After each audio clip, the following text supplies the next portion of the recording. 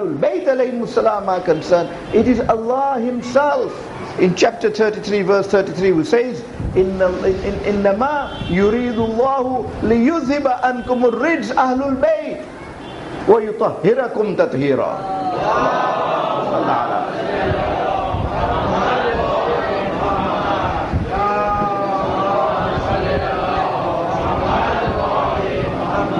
Well, Allah Himself, glorified and exalted, declares that it is my will to purify Ahlul Bayt. Now, if it is Allah's will to purify, then they are purified. There is no will of Allah which doesn't come true and does not become fulfilled.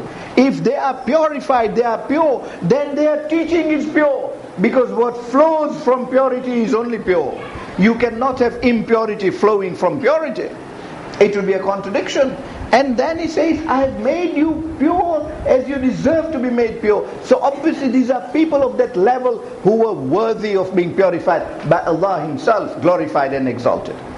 So it is when we follow these people that we are sure that the interpretation we are following are pure interpretations. In giving us in these interpretations, they have no axe to grind. And this is why we find that when we examine an interpretation given by one and then by the other 2 centuries later, the interpretations absolutely tally.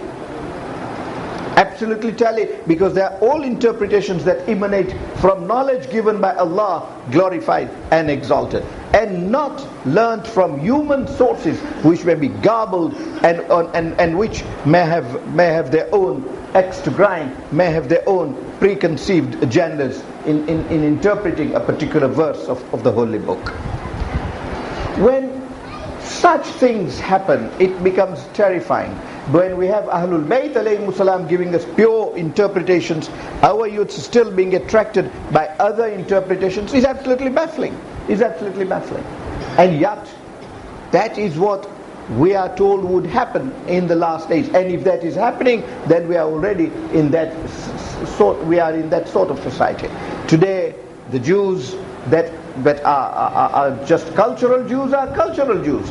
But the other terrifying thing about Jews today is that they have divided themselves into 2 categories. And Allah may forbid, may Allah forbid that we divide ourselves in that way. And this is the critical stage through which we are going through because of the way the wind blows in the world. The Jews are now divided into the Orthodox Church and the Reformed Church. Now that is the danger. When people turn around and say, oh, we do not accept the interpretation that has been given over the years. We reform. Who are you to reform? We reform that interpretation and we form another church of our own, our synod of our synagogue of our own, and this is a synagogue of the reformed Jews. And now that is a danger, because he who tries to reform with his own knowledge what Allah has taught must be wrong, because it is what Allah has taught that is correct, and that statement cannot be contradicted. Hence any attempt to change that is a serious step off the line and leads one astray altogether. And anybody who has done that is indeed in problem. And indeed there has been no shortage of people who have sought to do that. The Holy Prophet, peace be upon him, and his progeny said that in Akhirul Zaman, in the last days of the world, there will be 60 impostors who will claim to be prophets after me. 60 of them. And history records that we have already seen 58 of them. So you can see we are well in Akhirul Zaman. 58 impostors have already come claiming to be prophets. And what is alarming is that there are people who follow them. When the Holy Prophet said he was the last prophet, when Quran says he is Khatimul Anbiya, he is the seal of all prophets, yet there are these claims being made and there are people who follow. It is absolutely baffling to see how this man whom Allah has given intellect should behave in such an unintelligent way. And it is amazing to see that some of these atheists are professors, philosophers, psychiatrists, people of highest level. Yet when it comes to a matter of divinity, shaitan is able so much to deceive them that they get deceived and they get onto the wrong path. Well, so this and there are people, this is what is really baffling me.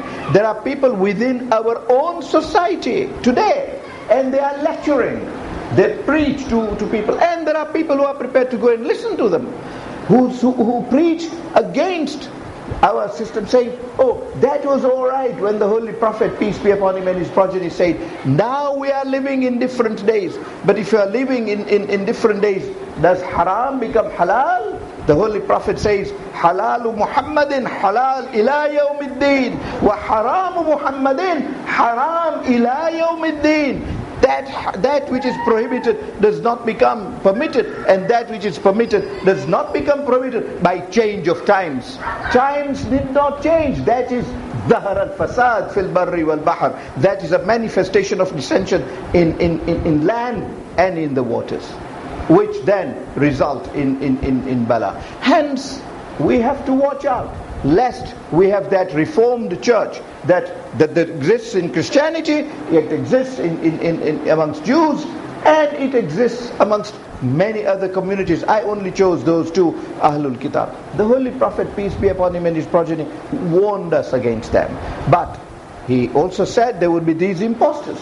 And then he said that apart from impostors, there will be 12 people from the progeny of Ali ibn Abi Talib, salawatullahi wa salamu alayhi. He names him by name. From his progeny there will be 12 people who will claim to be the Mahdi. And well, alhamdulillah, a number of them have already come and gone. But there are 2 more to claim as prophets, and there are a few still who will claim to be Mahdi before truly the 12th Imam alayhi salam emerges. But because these claims are being made, and are being made now more than ever before, because a claim of a Mahdi was made, what, just a decade ago, and was foiled. But he also had followers, and he had a large number of followers. But for a person to call himself a Mahdi and to have followers, and look at the Qadianis of today, look at the Baha'is of today. I do not want to say anything against any religion. I was, insofar as Christianity and Judaism was concerned, I was speaking about the people. But insofar as the Qadianis are concerned, a person claims to be a prophet after the Holy Prophet. He also claims to be a Mahdi. And there are all these other Mahdis who claim to be a Mahdi. When the Holy Prophet, peace be upon him, and his progeny said, inevitably the Dajjal will come after the Mahdi. So where is the Dajjal till today? And yet nobody wants to question that, and they accept them as Mahdis of the time, and say, oh, it is a beautiful religion, whatever that means. If it means that it allows you to do what you want to do, and is a convenient religion, then truth and convenience don't always go together. In fact, truth can be sour, but it is acceptance of that sour thing because it is true that makes you a noble man. So the Holy Prophet, peace be upon him, and his progeny warned against that. And talking of these beautiful things, he said that songs in the last day of the world will be regarded as a culture of the community. Arts. Now these dances and songs are unquestionably haram. And I keep cautioning our youths that we should not have our matams and our marsiyas in the tunes of songs. We hear a song and then adapt a marsiya and a matam to that tune is haram. It is unbecoming. It is beneath our dignity. It is beneath our affection for Ahlul Bayt alayhimus salam to sing their songs in manner that is haram, in manners that are used by people who do not believe in them. But the Holy Prophet warned that when you find that the stage has come, and here I can say that this is true unanimously throughout the world. Wherever you go, you have these theaters and you have cinemas, and songs are regarded as culture. It is the culture of Poland, and it is the culture of Hungary to have songs in this way, and English culture, and Indian culture too for that matter. Bollywood is becoming so famous more and more. and its own culture. To talk of culture in terms of things that are prohibited by Allah, glorified and exalted, cannot advance civilization. This is the paradox today. As we keep saying that we are more civilized, we become more oppressive, more tyrannical, more unjust, more dishonest, and more unashamed, and more unnatural in our behavior. And that is all because of this. The Holy Prophet, peace be upon him, and his progeny said, when that happens, then know you are already in the last days. But he said, and I want to wind up only because I haven't even gone to geopolitical science, but I want to wind up on this because I must complete in the next 10 minutes, having started at 8:10, and there must be devoted time to the Masaib of tonight. But I wish to wind up by saying that the Holy Prophet, peace be upon him and his progeny, gave us 4 signs. And the 4 signs are, he said, that know that you are in Akhirul Zaman if you see 4 things.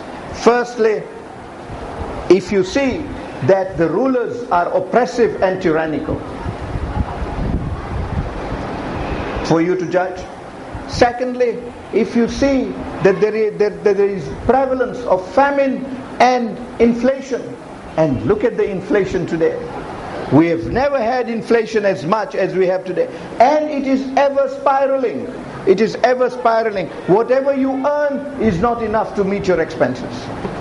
Indeed, Jabir could not understand this. He turned to the Holy Prophet, peace be upon him and his progeny, and said, Ya Rasulullah, what is inflation? This is something beyond his comprehension.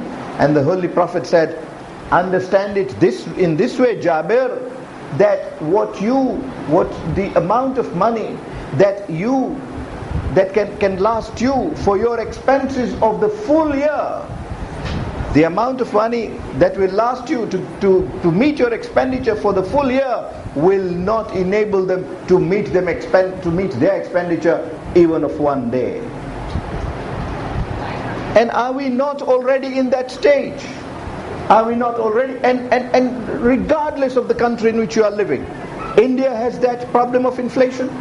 United Kingdom has that, Europe has that, America. Inflation is all around. We keep getting statistical figures which you and I as citizens doubt. But we know that when we enter a supermarket, we are getting far less for the money that we are paying in the store. And it keeps spiraling. The third sign he gave is that administrative officers will be tyrannical. And isn't that what is happening today? So much bureaucracy around the world. And in countries in which corruption is rife, administrative officers will not do what is their duty. They will not give you what is your right unless you bribe them. If that is true, and that is true for a number of countries, indeed, there is a list from the United Nations of 20 countries. Good thing is, I hope they're not competing with each other as to who is more corrupt than the other, because that would be then indeed the most sad thing in life. But there is a list of those countries, and there is corruption round the world. The only question is, what kind of corruption and how is it taking place? But all that means administrative tyranny, administrative oppression. And the last thing he said is that men will be idol worshipper once again. And Salman stands up and says, Ya Rasulullah, we have demolished the idols, and you say Muslims will be idol worshippers? Muslims? How can a Muslim be an idol worshipper? And the Holy Prophet said, yes, Salman, but that will not be an idol whom he will worship. It will be the dirham that he will be worshipping. Money, at all costs. Matters not whether I get it in a halal way or in haram way. It matters not whether I'm extracting it improperly. Matters not whether it is the money of an orphan that I must not pocket It matters not that it is a money of my partner and I am defrauding him by taking the money. It matters not that it is the money of my brother which he has kept as an amana with me and I am eating away. All that has become perfectly legitimate. If that is it, then the Holy Prophet, peace be upon him, and his progeny says, once you see those 4 signs, alamat zuhurat, clearly they are beyond question. I wanted to sum up our discussions because we went through a wide area of social cultures to decide whether we are in that era or not. These are the 4 criteria. Apply them and we know whether we are there or not. It is to defeat these wrongs. It is to ensure that these wrongs do not become the order of the day, that Imam Hussein alayhi salam decided he must leave Medina. He must leave the graveside of his beloved grandfather and move on to Karbala and sacrifice his life. But he decided his own sacrifice was not going to be enough. He was taking with him such noble people as Hazrat Abbas alayhi salam. And Hazrat Abbas alayhi salam is known to have been a person at that time as one of the most pious people in Medina. Indeed, it is said that when Imam Hussein alayhi salam was on a journey and somebody wanted to know a point of fiqh, he would go to Hazrat Abbas alayhi salam because he was a faqih of that level. And what surprise that he should be if he lived all his life under the patronage of Hazrat Amir alayhi salam. Would he not but be a faqih? People would go to him, and when he would say, why are you asking me? They would say, Aba Abdullah is not in town. And they would say, if Aba Abdullah is not in town, we can only come to you to learn what the point of fiqh is. That is the person, a person whose loyalty to Imam Hussein alayhi salam was at its zenith. Find me a person in history more loyal to Imam Hussein alayhi salam than Abul Fadl Abbas. And I say that loyalty is not purely out of love as a brother. It is also his taqwa, his knowledge of an imam, and his knowledge of what obedience to an imam should be. He decides on the 4th that when tents are removed, he would resist it. He says to Imam Hussein alayhi salam, Mawla, I will not let them remove the tents from the Furat, because then they will shut off water from us. And how right Abbas was, that did shut off the water from Imam Hussein alayhi salam. Once the Imam ordered, no Abbas, we move the tents, there was not even an oof, there was no argument. He immediately moved the tent. When such was the level of the brother, how was Hussein alayhi salam to give him leave to go and fight? Since morning he goes to Imam Hussein alayhi salam on the day of Ashura saying, Mawla, let me go and fight. I'll battle these people out. They will not be able even to touch you. You will remain safe. Let me just go and deal with them. And I know exactly how to deal with them all. After all, they had seen him in Siffin and they knew exactly how Abbas would fight. Imam Ali alayhi salam named him a lion because that is what the word Abbas means. And yet Imam Hussein alayhi salam would say, no Abbas, you are my commander. How can I let the commander fight? A stage comes where Hazrat Abbas goes to Imam Hussein alayhi salam and says, Mawla, you call me a commander, but now where is the army of which I am the commander? Habib has gone. All the companions have gone. Indeed, now even the sons and brothers of Muslim have gone. Qasim has gone. Who is left that I am a commander of? Now let me go. Imam Hussein alayhi salam is still reluctant to let Abbas go, and there appears Sakina. That's determined the fate of Abbas alayhi salam. His fate was so connected with Sakina alayhi salam that even today when Mehdi will come out, even today when the alam of Hazrat Abbas alayhi salam will come out, there you will see tied with the meshk of Bibi Sakina alayhi salam. Those two names have now become so interwoven, the name of the daughter of Imam Hussein alayhi salam. And indeed she comes and says, "Oh uncle, I am so thirsty, can you not go and bring water for me?" Imam Hussein alayhi salam looks at Abbas and says, "Yes Abbas, go and bring water for Sakina." Hazrat Abbas looks at Imam Hussein alayhi salam, looks at Sakina alayhi salam. He must be saying to himself, "Sakina, you will regret sending me for this, but how can I disobey? This is your request." Abbas says, "Never in my life have I rejected a request from Sakina." So he goes, but as he goes, Imam Hussein alayhi salam removes that sword from the sheath of Abbas and replaces it with a spear.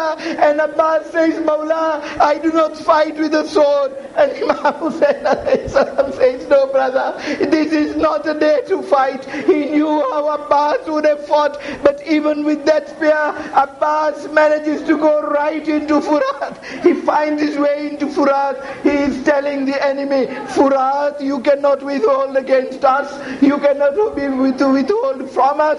It is indeed in the wirasa of my mother, Fatima Zahra salamullahi alayha." He fills the mashk.